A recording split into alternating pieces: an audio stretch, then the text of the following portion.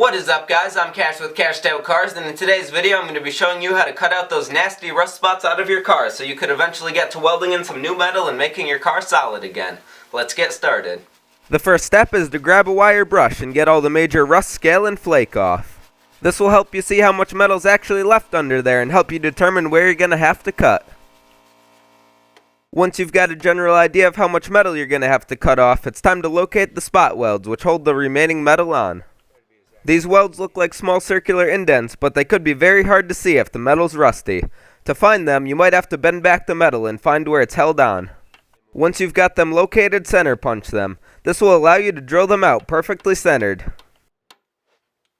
Next, drill out the spot welds to remove the metal from the car.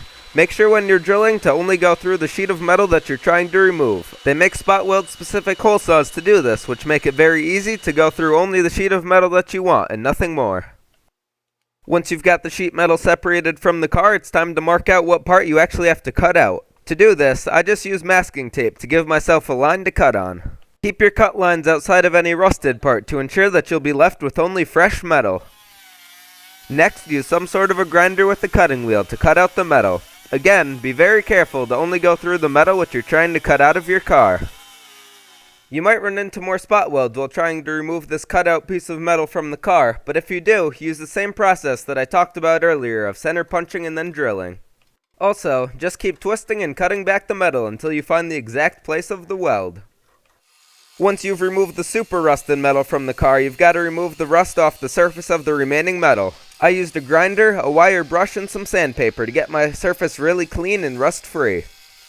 Keep grinding, wire brushing, and sanding until there's no remaining rust on the surface of your car. Once all your rust is gone, you're done and you're ready to weld in some new metal. I hope you found this video helpful and that it makes it easier for you to cut rust out of your own car. Don't forget to like this video if you liked it and subscribe for more. As always, thank you for watching.